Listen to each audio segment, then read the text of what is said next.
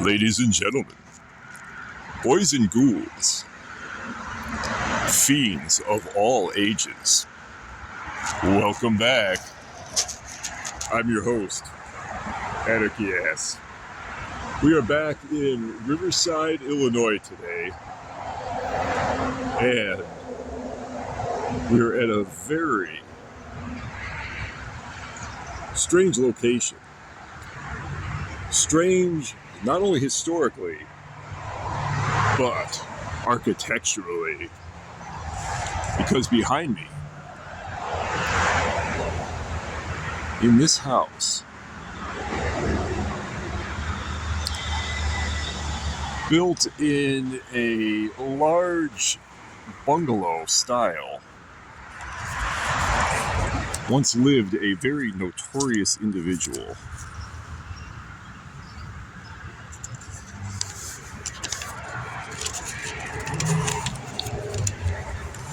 I am talking about this man. This person you're looking at is not well known in the annals of Hollywood or in the annals of television, but he is very well known in the annals of crime. This is one Claude Maddox, better known to history as Screwy Maddox. He was one of Al Capone's main henchmen and lieutenants. He was in the upper echelon of the Al Capone crime organization, and is thought by crime historians to be the architect of the St. Valentines Day Massacre, one of the worst mafia killings in Chicago history, well, in the history of anywhere. And this is his home, or at least it was when he was alive.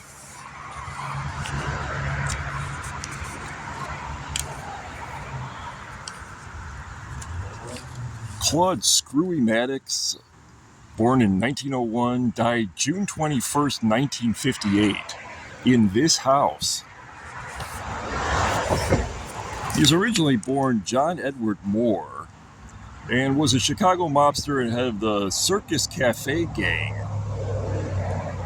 prior to being one of Capone's higher-ups. The Circus Cafe gang, whose ranks included future Chicago mobsters Anthony Tough Tony Capizio, Vincenzo de Mora, better known as Machine Gun Jack McGurn, one-time owner of the Green Mill, and Antonio Tony Joe Batters Accardo.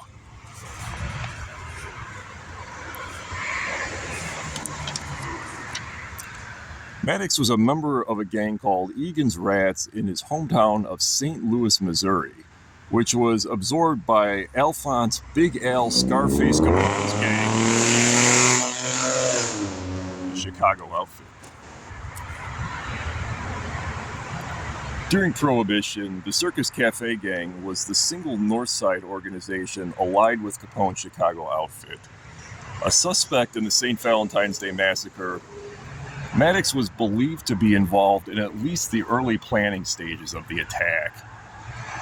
In January 1929, the police discovered Maddox hiding in a vacant building near his West North Avenue headquarters with a drum full of ammunition for Thompson submachine guns, as well as a dozen overcoats strewn about the room.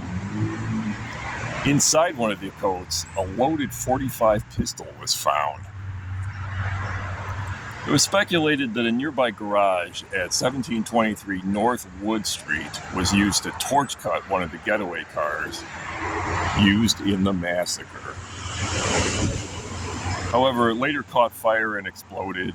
Although initially held in custody, Maddox was later released, having been in court on an unrelated charge during the time of the massacre. So he avoided being charged by having an airtight excuse, and that was being in court.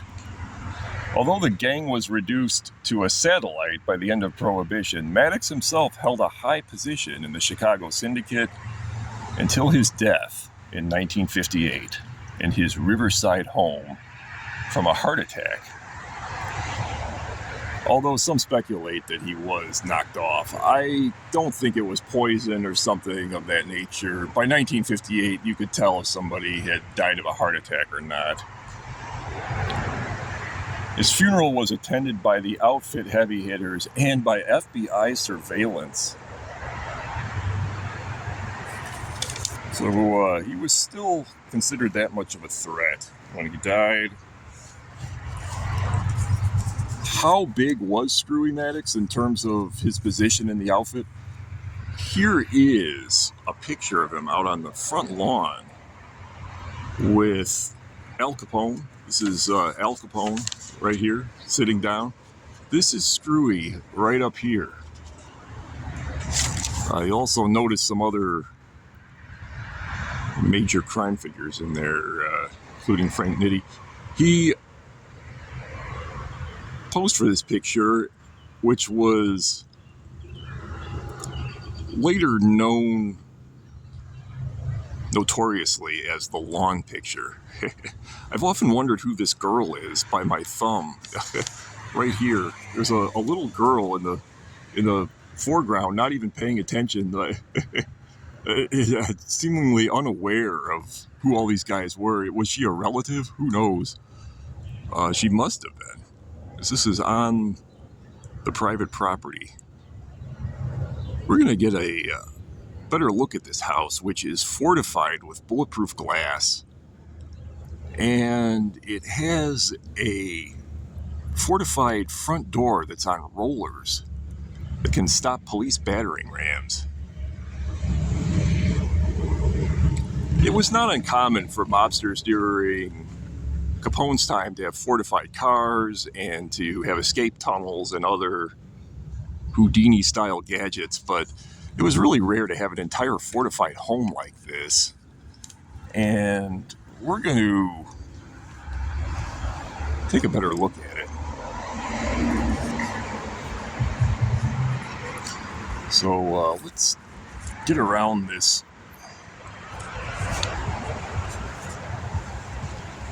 soccer net that I'm in.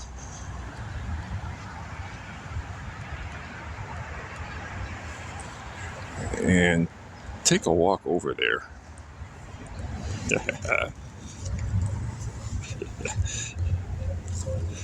All right.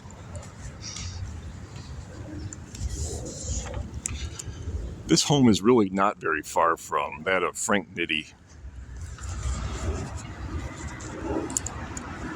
whose home I visited in a previous broadcast. I urge you to check that out if you are a fan of or interested in mob history. It's very interesting, and the style is similar. We're going to go around to the front. This is on the corner of Robinson and Harlem in Riverside. Harlem Avenue is right here, which is the reason for the extreme noise.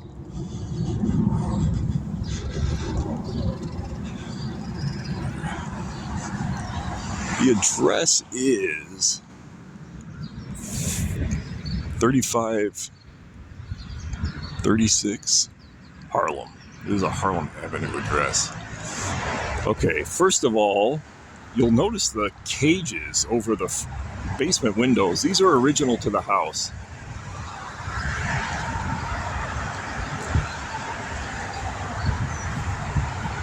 The central one is still in place, even though the window has been changed. It's a glass block window now. These were put in place to stop anybody from entering through the basement windows. They're screwed right into the brick. And he had these in place to prevent assassination. During Screwy's time, this was all parkland, which it still is to the one side of the house, and the other side has been built upon. There's houses all the way to the end of the block. But that was not the case back then, and this house was really out in the open. and could be accessed easily through Harlem. So maybe that had something to do with his paranoia. Look at this really small, almost medieval-looking slit window on the side that lets in light, but not a person. That is really not common to bungalow-style architecture, but is a feature of this house.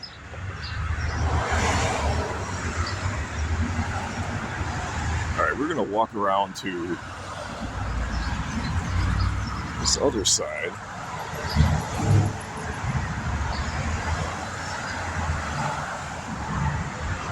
Here's a good look at the front door that's on rollers and also quite narrow. And as I said, it's fortified. It rolls to the side, so whoever enters the house doesn't even walk up the stairs directly in. You have to turn to the right and then go through this fortified door that's bulletproof and battering ram proof. It has a Spanish-style roof that is original to the home. This tree would have been there in Screwy Maddox's time, although much smaller.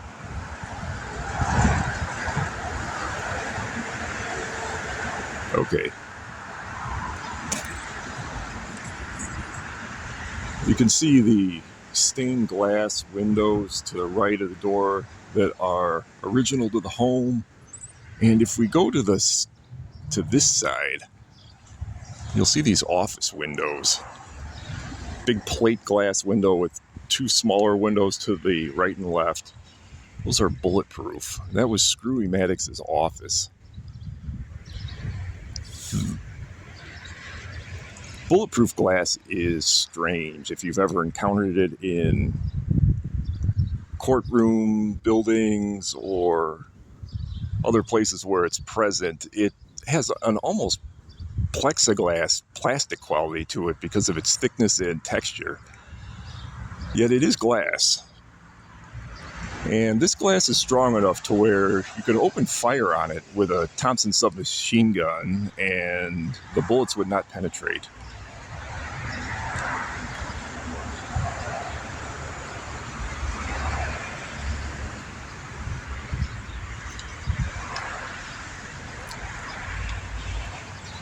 This is the back door. There was an addition added later that is not original to the home. And you can see that here. I don't know what this is, but it has sliding doors also. You can see where the addition begins and where the original house ended by the different shade in the brick. But these caged windows go all the way around. And you can see the caged windows along the basement. Those are not present in the addition. It does have the original garage. This garage held his getaway car, one of the vehicles suspected in the St. Valentine's Day Massacre. The garage, too, has the same baked clay Spanish-style roof as the rest of the home, which is considerably large. And this is a much bigger bungalow than is typical of that style of architecture. I don't really know how many rooms that it is.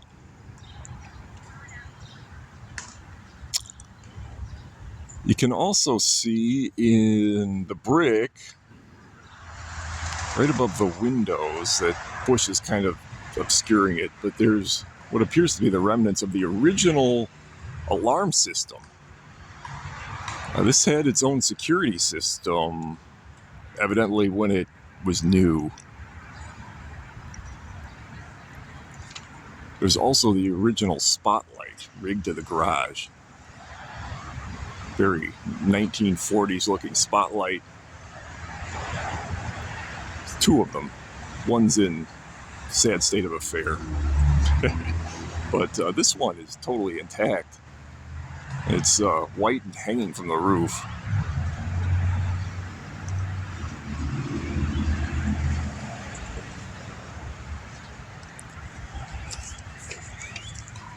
Not too much different than the light in this photo.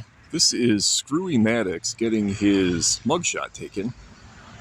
You can see the massive white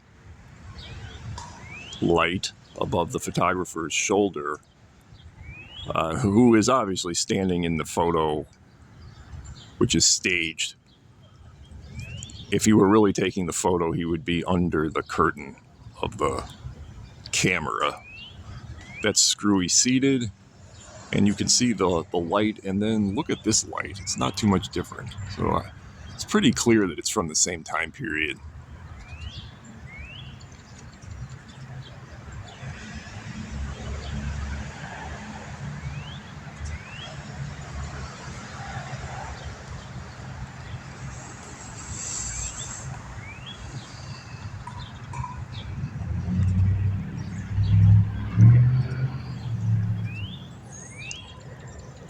I'm going to try to get a more panoramic view. Oh, by the way, Robinson Road is not a real street in Riverside. It's a duplicate. There's a Robinson Road directly across the park, and you're looking at it off in the distance. That's the real Robinson Road. There's a second Robinson Road built just for this house, and I can't imagine that it's here for any other purpose other than to throw people off who came looking for Screwy Maddox. This second fake Robinson Road starts here, runs the entire length of his house, and then stops at a dead end. There's the back of another home at the real tail end of it right here. And then it just comes to an abrupt end. You can see the pylons stopping it. It just becomes lawn, which is really bizarre. And I really think that it is part of the defense mechanism of this home.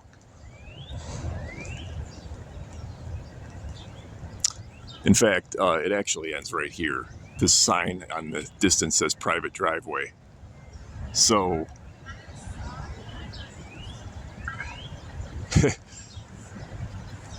the town built a street just for this house and then ended it right here.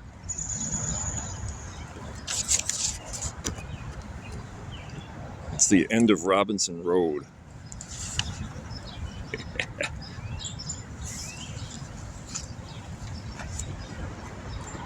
And it's single house occupancy.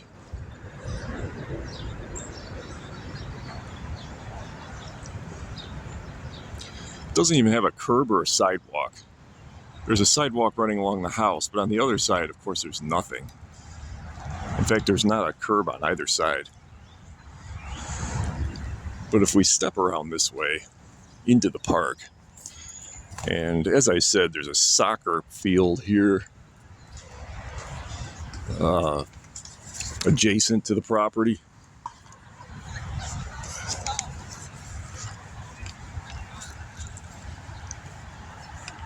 You can get a really good distance shot. Here we go.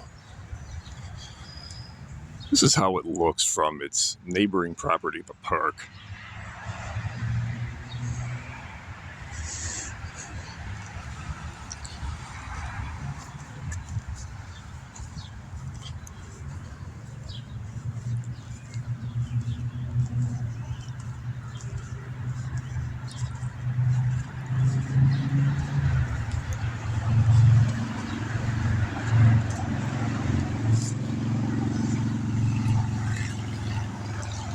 The St. Valentines Day Massacre was never solved. Nobody was ever convicted for the killings. Everyone knows that Al Capone orchestrated it, ordered it. Crime historians surmise that Screwy Maddox planned it, but neither one of them were actually there. Capone was not even in the area when it occurred. They made sure that they weren't. They do know that the gunmen were disguised as Chicago police officers. So they had the money and the resources to duplicate Chicago police uniforms and vehicles. They showed up in what appeared to be a paddy wagon, at least initially, and they rounded up these rival gang members who thought that they were being rounded up by police to be questioned, and then just massacred them against a brick wall. There are photos of that I didn't bring because it really is a separate episode in Chicago crime history. But I do want to make the point that Screwy Maddox, although he may have been Screwy according to his nickname, wasn't stupid, and he got away with not only the St. Valentines Day Massacre, but really his entire crime career. He did not die in prison. He did not end up in the electric chair. He ended up right here.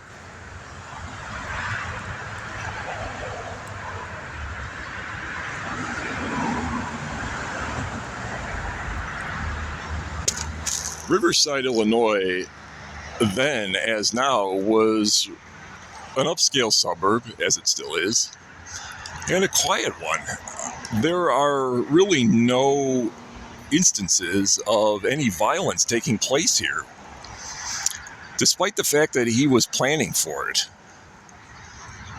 And I think it's incredible that there is a fortified home designed to stop submachine guns just sitting here. There are no plaques in front of the home marking that this is an historical marker. It's not on the National Registry of Historic Places. It's not even on a list of locally protected historic places, even though Riverside is filled with them. Like much of mob history, it's almost as if it's trying to be covered up, or if not covered up, ignored, which I think is a real shame. But enough time goes by, things like this become forgotten, and especially by locals, most of whom are totally unaware that this guy ever lived here.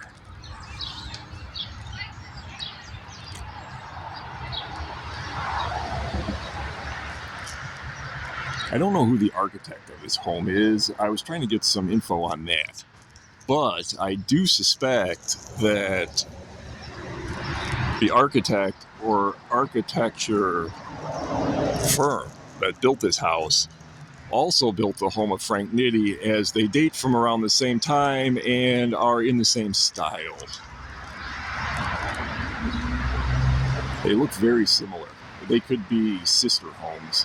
Frank Nitti's home was smaller, but in terms of its style and especially in terms of its time period, it is very similar to this home. Screwy Maddox and Frank Nitti were not only colleagues, but they were friends. So they would have hung out together a lot, and it's certain that Frank Nitti hung out at this location many times, as did Al Capone, as we know.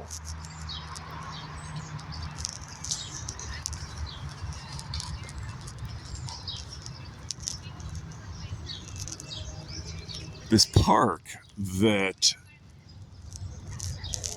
I'm standing in now, that this home is adjacent to, is notable for another reason. It was the site of the infamous T-Ball Massacre, which occurred here. I did a separate video on that, and this is the site of that. If you're interested in that, I urge you to check it out on my channel. Much like the Screwy Maddox home, not much is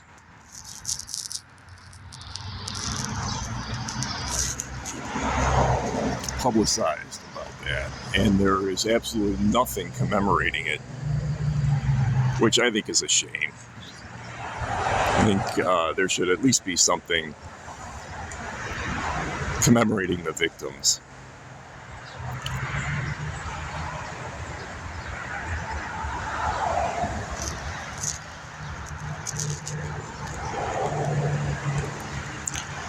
There is scant little information about what Screwy Maddox did while he was living out here. We know he still worked in the city for Al Capone, but does anybody have any information as to what he did in the community, if anything? Was he involved in local politics, in civic organizations, anything of that nature? Did he know other people in the area? Nobody seems to know. And when you read about him, that's pretty much ignored. Riverside is ignored other than being listed as the site of his house, which is strange because he did reside here for many, many years until his death, as I stated.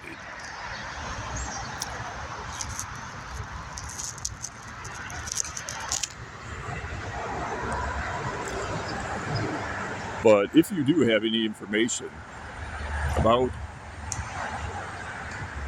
Claude Screwy Maddox and his life outside of crime and what he did as a citizen of Riverside, please feel free to drop a comment. And as always, please like and subscribe. It's also okay to reach out to me on Instagram if you're uncomfortable leaving a public comment. I'm on Instagram under AnarchyAss. I urge you to follow my Instagram account as well. A lot of really interesting local photos.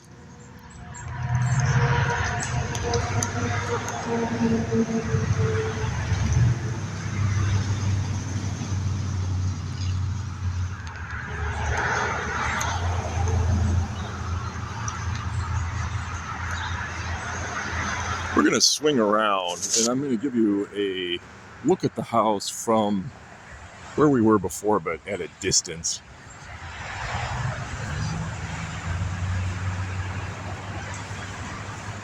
This is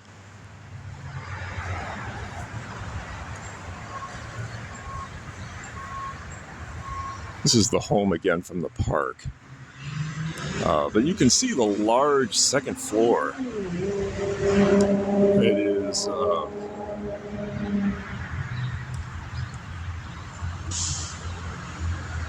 It is visible and definitely less fortified than the first floor. Doesn't have the bulletproof glass. The walls are wood, not brick.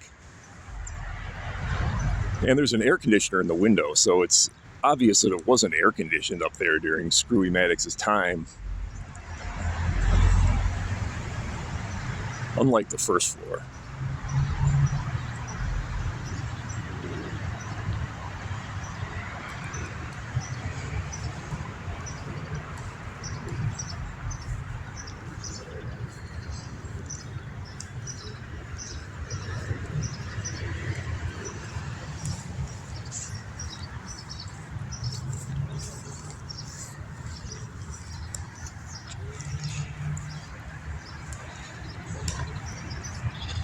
Really impressive archway at the entrance. Bungalow architecture is really common in the Berwyn area, but not very common in Riverside. Berwyn is the town that neighbors Riverside. And there was a large amount of bungalow architecture built in the 1920s and 30s. And it petered out in the 30s due to the Great Depression and the housing market not being that good. But there was a boom of it in the 20s. And this is a really good example of it. They were typically built in this brick that was paired with a poured concrete stairway. And that's really typical of the architecture. I'll leave you with that. Until next time, I'm Anarchy Ass, and I ask you to join me when I take another look at a deep cut of local crime history. Until then, Anarchy Ass out.